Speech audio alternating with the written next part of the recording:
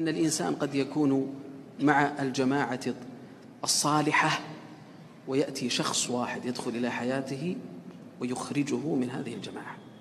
قد شخص واحد يجعلك تضل عن سبيل الله.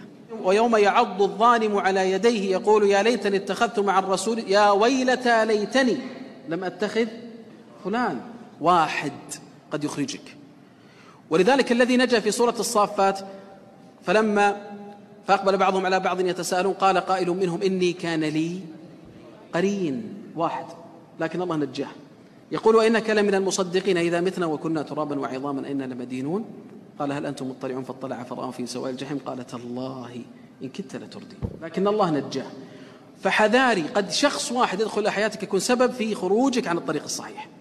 احذر أشد الحذر وتحرص على الصحبة الصالحة الذي عرفوا، لأن هؤلاء الأصحاب هم الذين سيدخلون المعلومات